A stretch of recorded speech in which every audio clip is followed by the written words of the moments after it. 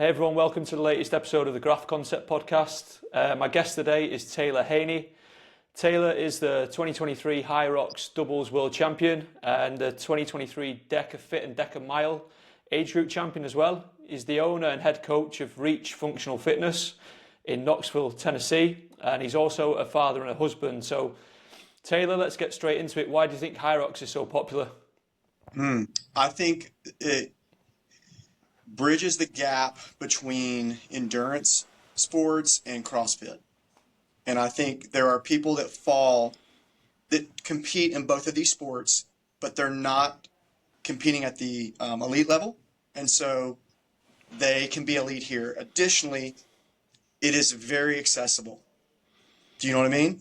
And so if I want to go, if any Joe off the street wants to go do a CrossFit competition, the vast majority of that competition would need to be scaled.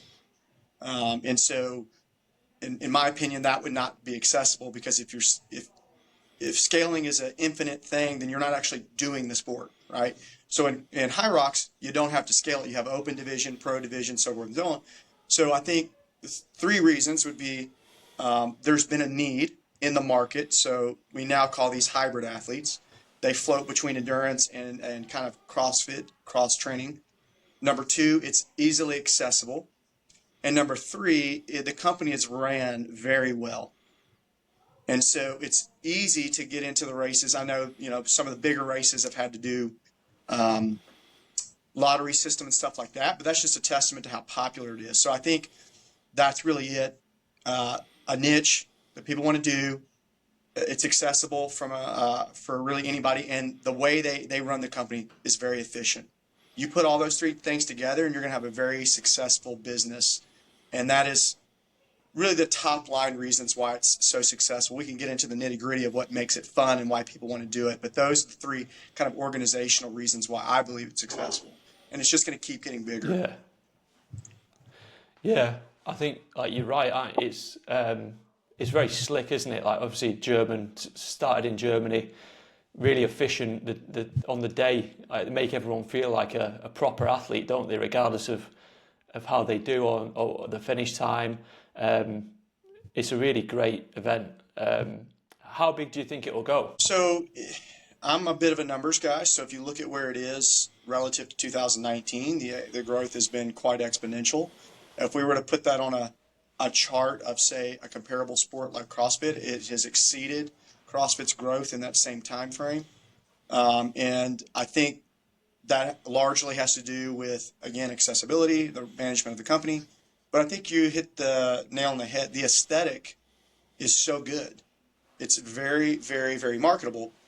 To give an example, my camera guy, Connor, he was filming content for Colin and I and the team. He'd never actually been to a Hyrox. So while he was enthused about the training and content we were putting out, he never experienced one. Earlier this year, he experienced his first one in Fort Lauderdale, which is Miami, and which was comparably a very small event. And he just could not believe what he walked into.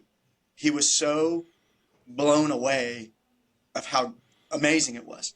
And the vibe was, incredible. And so I kind of liken it to Formula One versus going to NASCAR. NASCAR is cool, but Formula One is that's my Deka to Hyrox comparison, and so the production level is just very high. So you got to be very enthusiastic. So how big do I think it can get? I mean, if you look at what their goals are, 30 plus countries, it's insanity, really. And I think the sport is still growing from how are we actually going to do categories. There's now a pro doubles. Eventually there will be an elite doubles. I think relays will become more relevant because it's more accessible to people. And the financial barrier is smaller and the training commitment is smaller.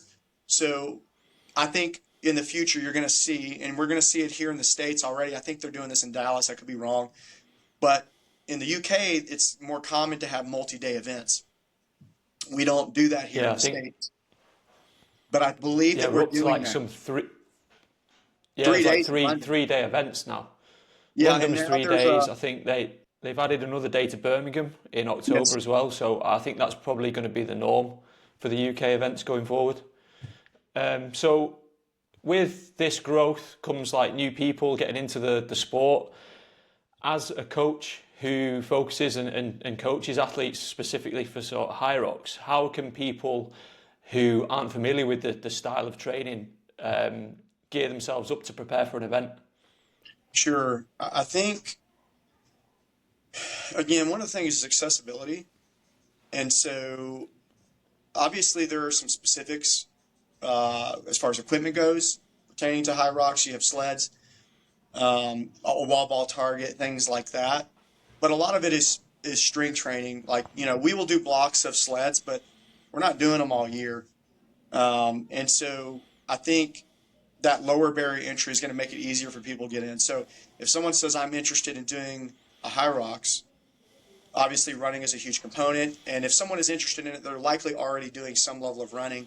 And then it's just boosting their strength training. So you really kind of have what I think is like 3 tiers of athletes that compete in Hyrox. You have someone who wants to complete a Hyrox, right? You have a participant. This is actually not the same thing. So a completer is, this looks cool, I want to go do it. Participant is, I like this, I could see myself doing it, multiple times. And then you have a competitor. And the training would be different for all 3. If you're just, say, you want to complete it, rudimentary and basic strength training and an emphasis on running is going to get you through the race. But I think what happens is, which I think is a good thing, people do that, their training is, they're unprepared, and they go to an event, and it's exponentially harder than they thought it was going to be and really fun. So then they become a participant, which now they're like, oh, this was strangely fun, I'd like to do more of it. And then eventually they become a competitor, which is like, how good could I really get? And so they might move from, say, a Globo gym to maybe a class structure that has the equipment to maybe like a gym like Reach, which is specialized for hybrid training and Deka and all that. Hyrox is just one bit of what we do. But I would say that's kind of the spectrum, right? And so that's kind of where they go. But I think it's easy for people to get into it. I think anybody can go and do a race and finish it. It's how difficult it's going to be for them and how long it's going to take. When I was in Miami, I saw times up on the board over 2.5 hours.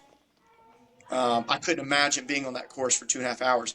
But these people still had a smile on their face. So they were having fun because it's always changing, right? You're not just running for 3 hours. You're doing something different, and I love that. So I think getting into it's going to be very easy. I'm surprised the growth is not as big in the States as it is in the UK. And I have theories for that, but I'm getting questions and DMs from people I never thought would be interested in it.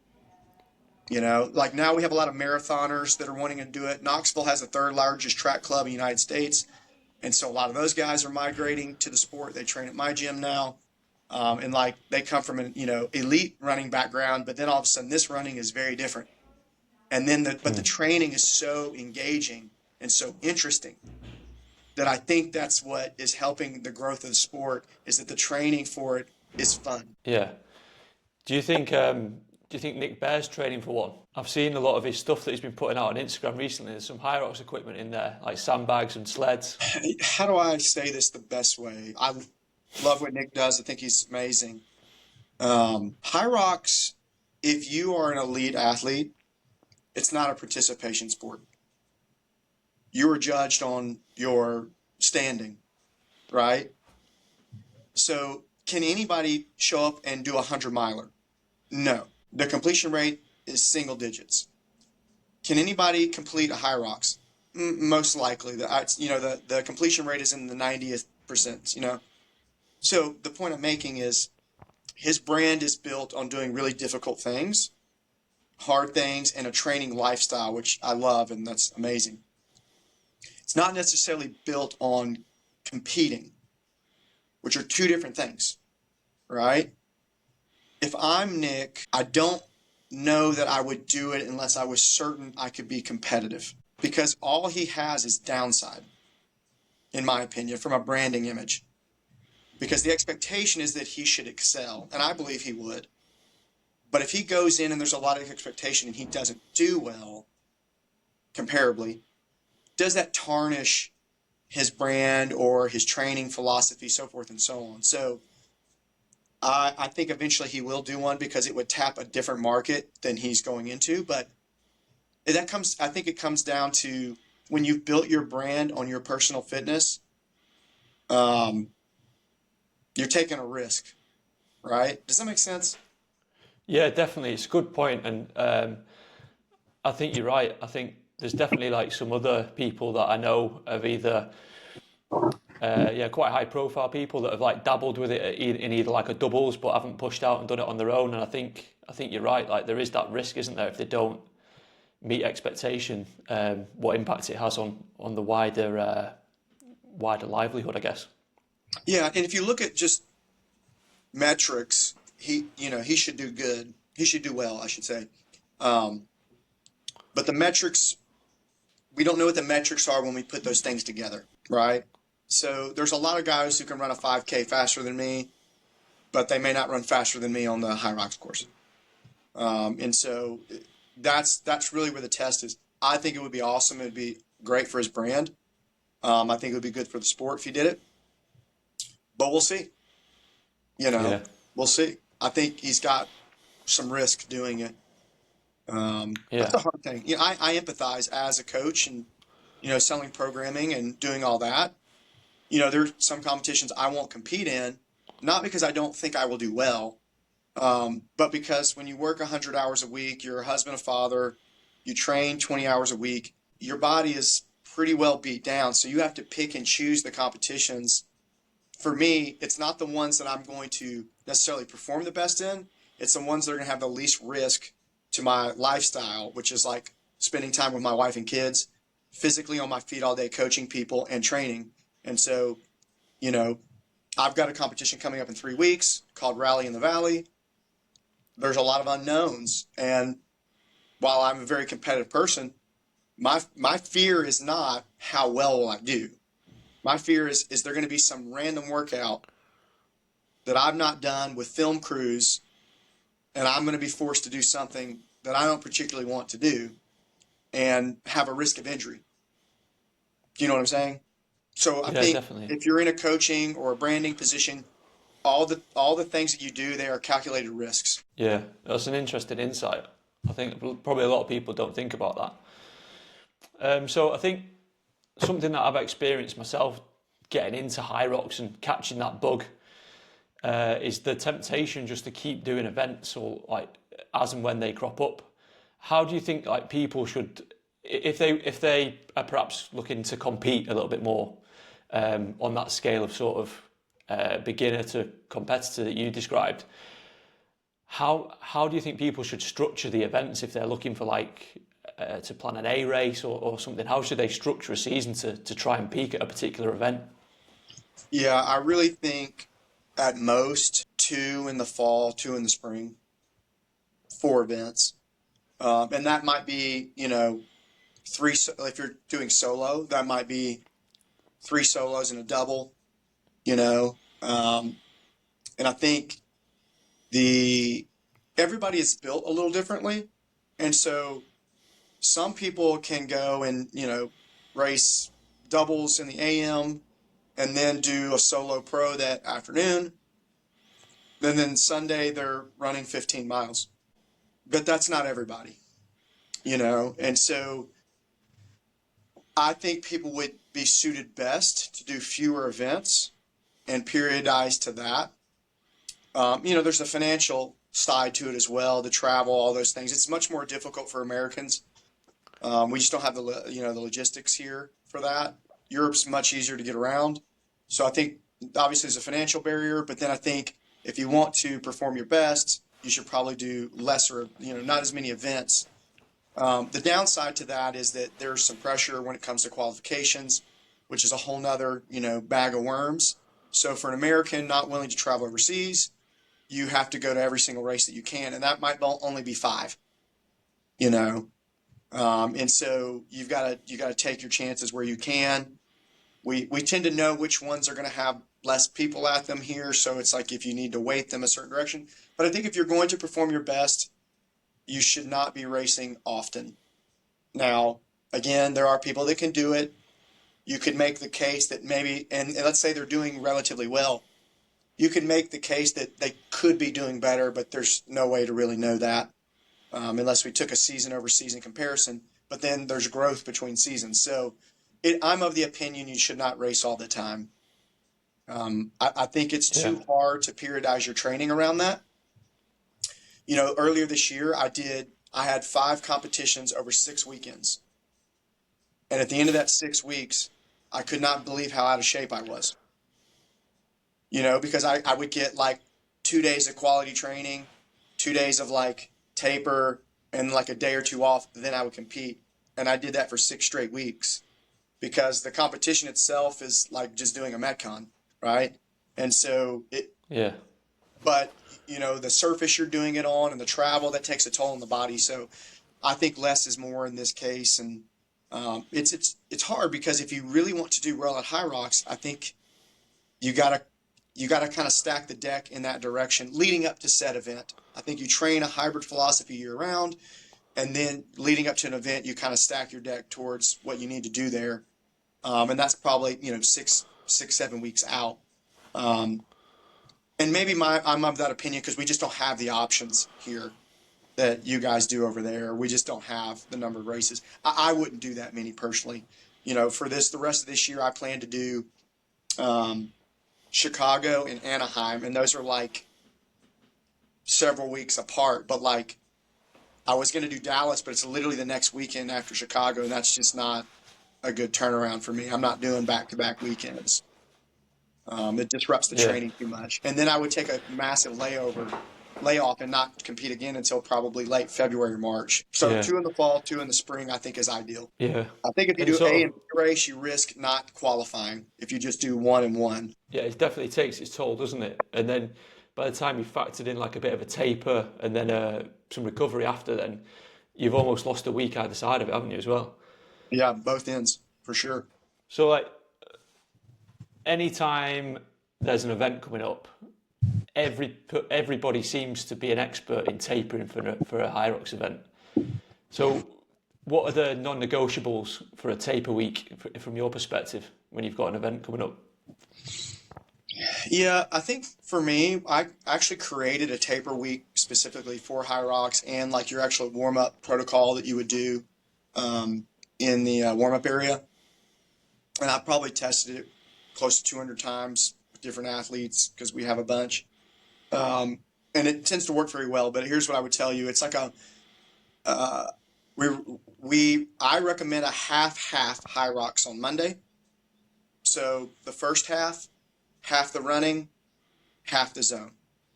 That's your entire workout Monday. Your Tuesday is the second half the running, half the zone work. That's Monday, Tuesday. Wednesday would be low intensity and mobility. Thursday would be a 16-minute-ish EMOM, and this would be row and ski, and then maybe some other exercises. But it would be like 10 calories max. But your idea is that I want to keep my VO2 high, right? So your VO2 max drops precipitously over a shorter period of time than say your endurance would. And so if I can keep that high elevated 72 hours out from a race, then that puts me in a good position. Monday and Tuesday give me the confidence in the movements. I've hit them one more time. I'm running at pace, but then I've still got multiple days to recover. Wednesday's kind of an offish day, again, kind of low intensity mobility. Thursday, some high intensity volume, incredibly low. Friday, completely off, or, a 2-mile jog. And then your Saturday, you warm up. I have found that to be extremely effective because the Monday and Tuesday builds immense confidence going in the race that you've hit all the exercises and movements in succession. So there's confidence in that. And so I find that to be the best way to do it. Everybody has opinions on this. There is a lot of research that talks about not training legs weeks out before events, but that's for running specifically. So that's kind of how I feel. I'm not going to take 2 and 3 weeks off. I don't really taper outside of a week. I'm not reducing volume over a multi-week period. I've done that. I've actually seen where we're just not as fit doing that.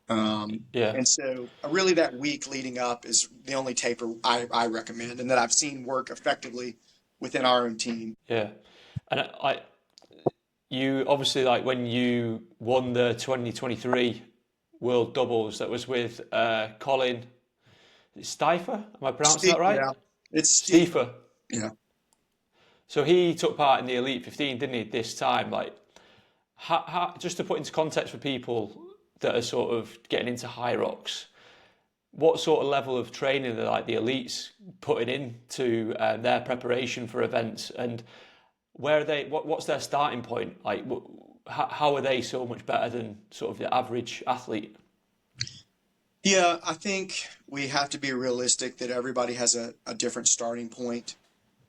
And so if you're talking about a 100-meter, 120-meter pitch, some people's starting point is the half line, and the best analogy I could give is Usain Bolt was probably born the 10th fastest person in the world, right? And then he trained for 2 years and he was the fastest. If I was born the 1 billionth fastest person in the world and I trained for 30 years, I would never even acquire half of his speed, right? But at least I moved the dial. So I think there are people that are going to have a natural ability to do well in any sport, and as we pertains to Hyrox, and then they sharpen the sword. So I think that there are elite athletes out there right now that could probably be in the E15. I don't think they're training correctly. And then I think, because as the audience broadens, we're going to see more E15 athletes. To give you an idea, Colin, is one of the few outliers where he's a great athlete, but I think he's worked his way in there, which is why he's consistently top 30. But there had to be some abilities there in the first place. For example, I ran a 10-300 in high school with zero training. My dad held every record in track at his high school, and I was born super fast. I literally did nothing to get that.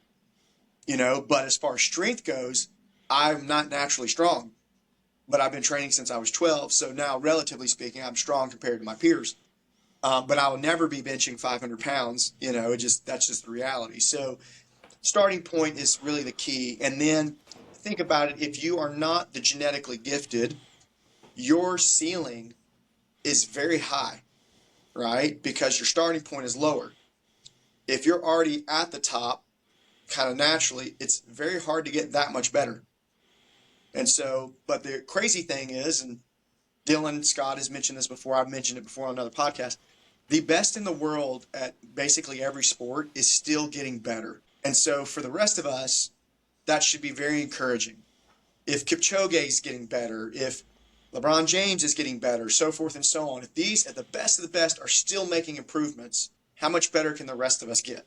Because we're nowhere near our human potential. So I think starting point is important, but just look at the E15 times today versus 3 years ago. It's wild. Average times for doubles. I remember when I first got into Hyrox, it was held by a German guy, 2 Germans. I think Joshua Winthrop, maybe, I can't remember his last name, CrossFit athlete. And I want to say it was 55 minutes, and nowadays in the doubles open that, you wouldn't even get on the podium with that. Yeah. Yeah, it's moved on so fast, hasn't it? Wow. So you touched on something I wanted to discuss based on a post I saw you put on Instagram. So you said you've been training since you were 12. Yeah.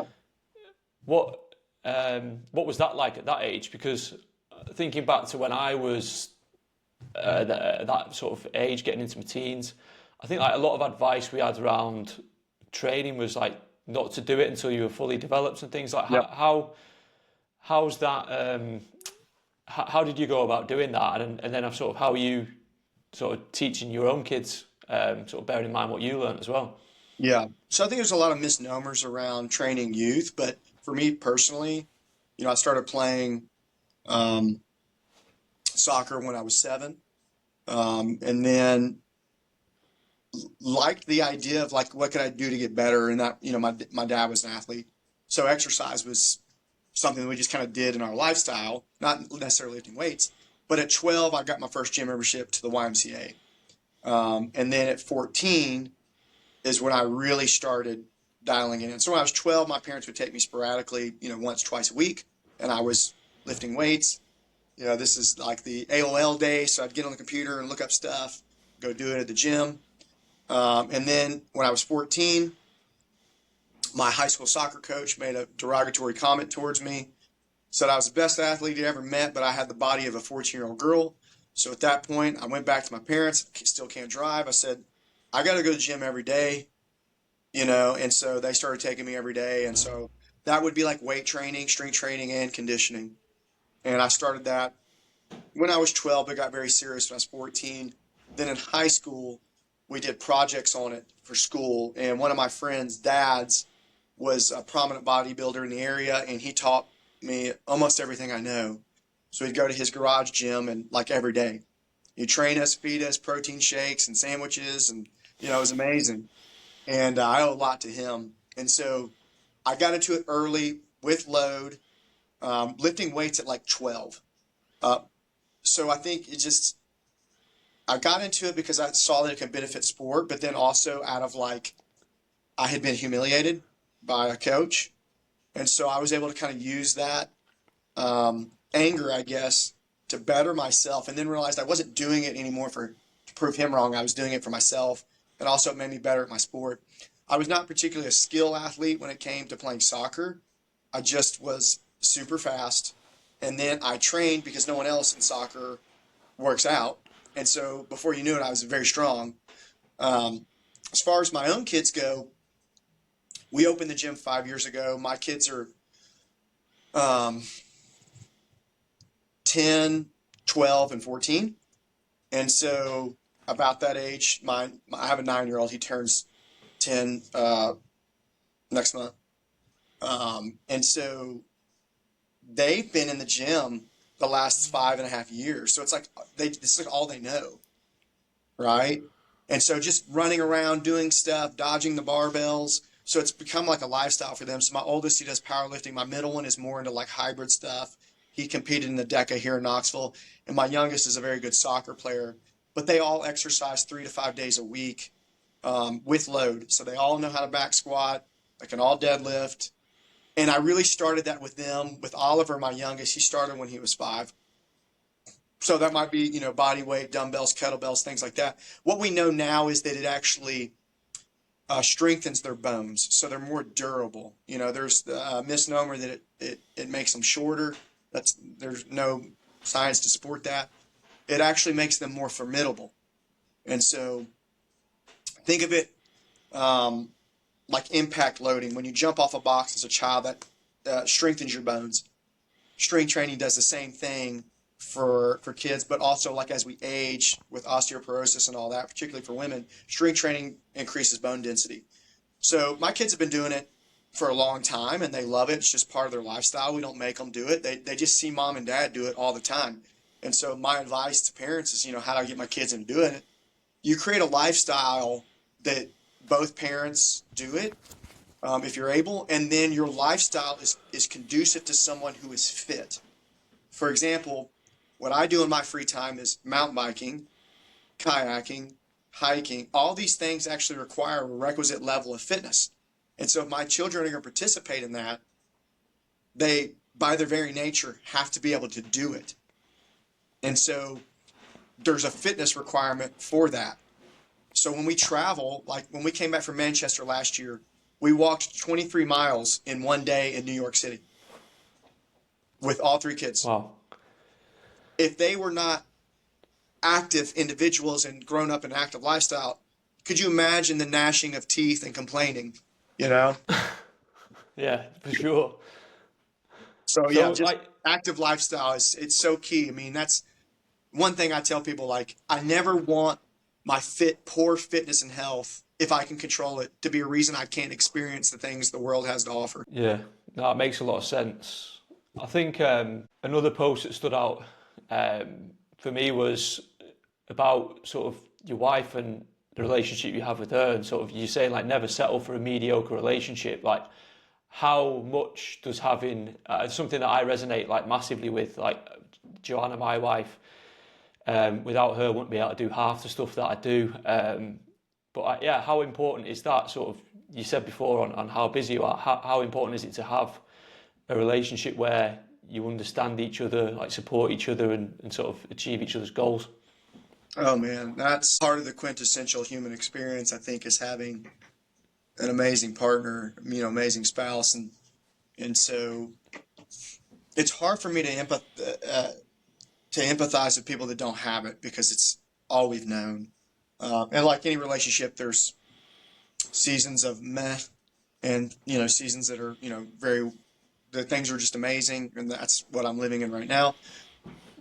That I think we find somebody, we date them, we just take the next logical steps because that's what we do.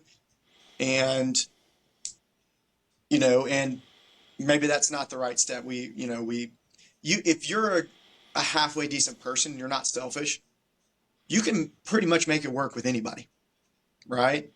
But I think what I mean by not settling is there's over 7 billion people on this planet, right? And if you're in your honeymoon phase of a relationship and you're already having duress and problems, let's not make that's not normal, right? Do you know what I mean? Like, I think I take these like romantic comedies, for example, where like they literally fight and bicker all the time, but somehow still love each other. But that's not an existence that I want. And I don't think that's a representation of what a healthy relationship looks like. My parents were high school sweethearts. They're still married. Her parents were high school sweethearts. They're still happily married. So we grew up with that. That became the standard. And so I think it's just all we know, but I cannot stress the importance of having a significant other that fully supports what you're going to do. So short version, I had a successful career before this. I one day decided I wanted to sell that company and open a gym. I approached my wife, said, hey, this is what I'm thinking about doing. Now, I was having stress in my previous career, most of it self-inflicted. But I said, I really feel called to open a gym, and I'm not going to really make any money for some foreseeable future. There's a high probability of failure, high probability of bankruptcy. And, I'm still like talking, and she's like, well, when are you going to start? I mean, like, it was no like discussion of like, well, what about this? What about that? What if this happens?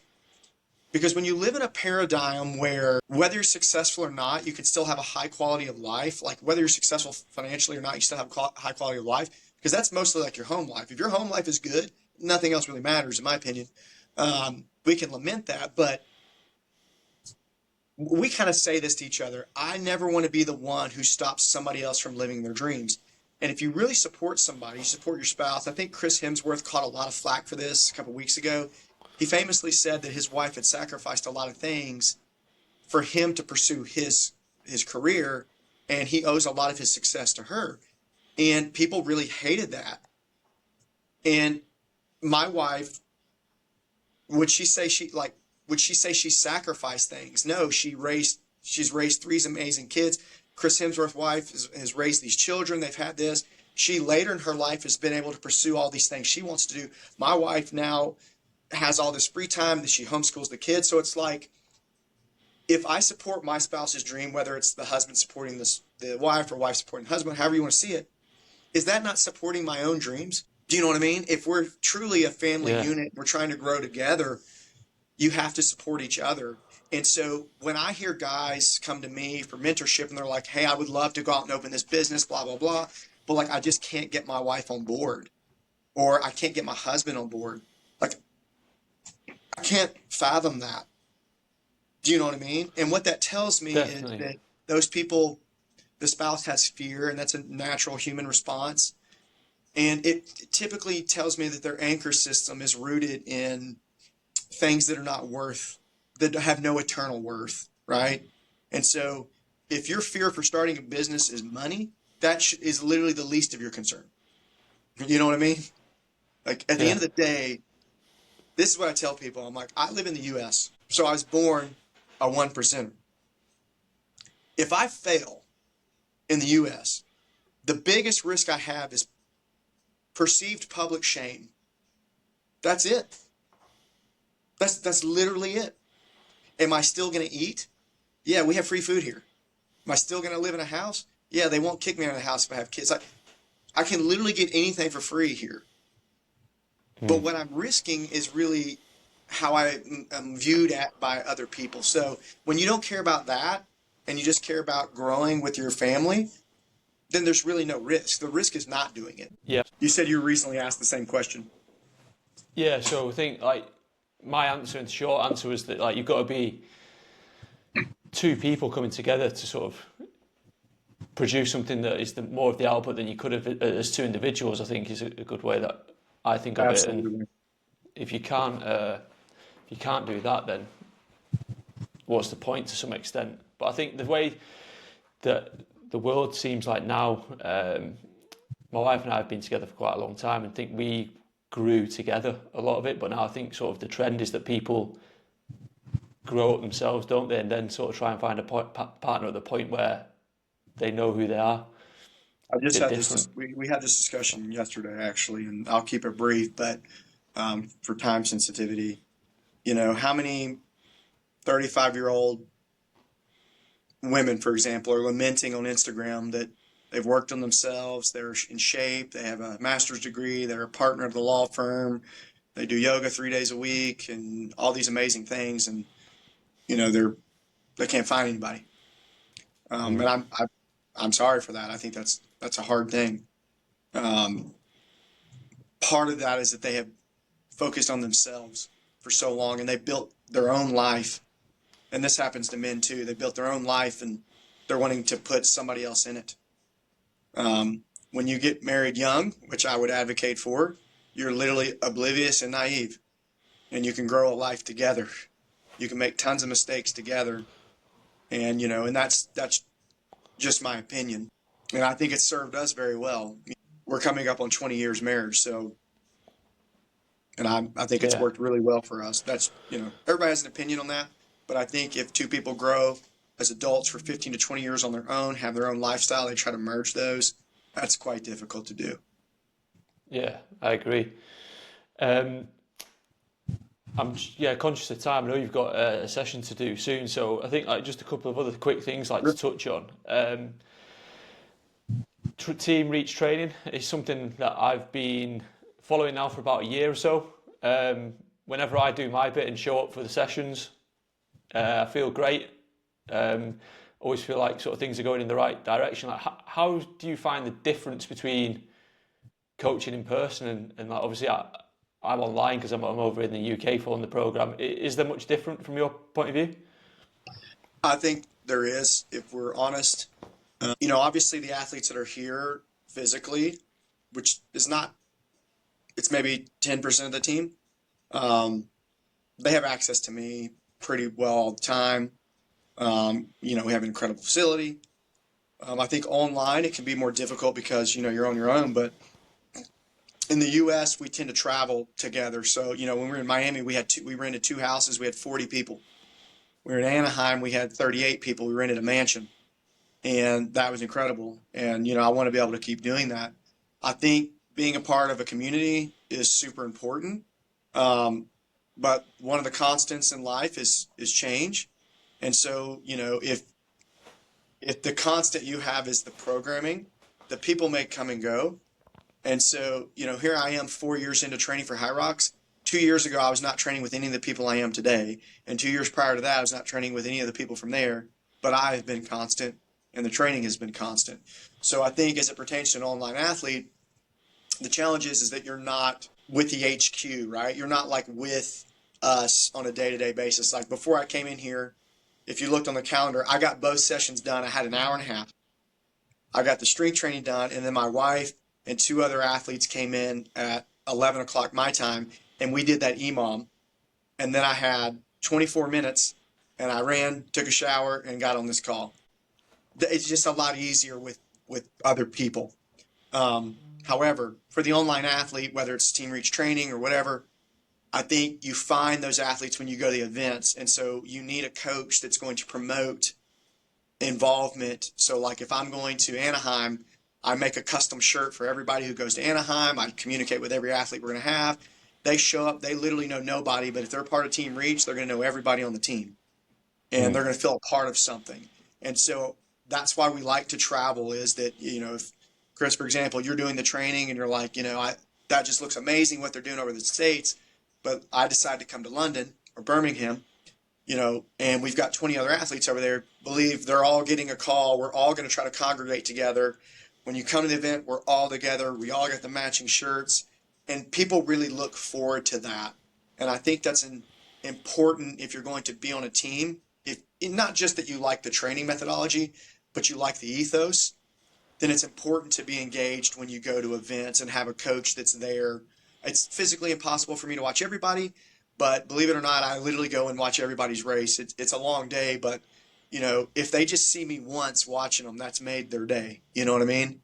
Yeah. And so I think it is harder for the online athlete, but the truth is our online athletes still do exceptionally well. When we go to an event, we walk away with a ton of banners, and it's because people want to represent the team at a high level. Yeah. Yeah, community is such a big part of fitness now, isn't it? Mm-hmm. Cool. Right. It very much is. Yeah.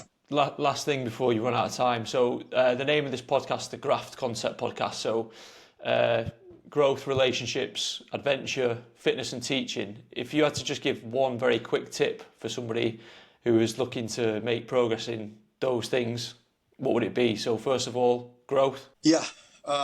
Do something you're uncomfortable with every day. That's going to force you to grow. Relationship. I would say if you're married, or if you're not, we'll say if you're married. If you're married, you need to go all in. This is the relationship. When I say I don't want a mediocre relationship, I want to have a marriage that history will envy. I've got to go all in on that. I promise you the dividends on that are worth more than anything else you could achieve in life. If you're unmarried, and you have a relationship that you're looking forward to, or it's just your friends, go all in on those friendships. Don't have passive ones. So shrink the circle, go all in on them. One of the best ways to experience life is with other people. So go all in on it. And if it doesn't work out, then you have no regrets. You went all in. Adventure. One of my favorite things. Travel to places you've never been and do things you've never done. And do not be scared to miss the train. Don't worry about your itinerary, because the best part is being stuck in London and trying to drive back to Manchester for 4.5 hours, and you have an amazing story to tell. One of my favorite parts of traveling is the unknown and the adventure. The more you do it, the easier it becomes, and your perspective changes. And F was fitness. Is it fitness? Okay. Fitness. Yeah. Yeah. It needs to be part of your lifestyle. If it's part of your lifestyle, then those first things become easier. Someone who has good fitness is growing every single day. If you can dedicate yourself to fitness, then you know what it is. Simple. Fitness is simple, but it's hard to do, right? It's not easy. Relationships are simple by nature, but they're hard to do. If you're used to doing hard things and you can commit to a fitness routine, certainly you can commit to a relationship. Adventure's the same thing. And what was the last thing? The T? Teaching. Yeah, this is leading by example. You do these first couple things, right? And you don't understand what your reach is. Do you know what I mean? I'm on a phone call with somebody in the UK right now because my reach has been expanded, because I'm trying to model a lifestyle that people can learn from. And so whether that's teaching somebody training methodologies or whatever it is, you need to be teaching. And most of that is going to be in just your day-to-day actions. So if you're growing every day, you're committed to your relationships, you pursue adventure, you have a lifestyle rooted in fitness, then you live that lifestyle out. Believe me, people are learning from you whether you know it or not. So as a result, your reach is going to be exponentially larger than you ever think it could be.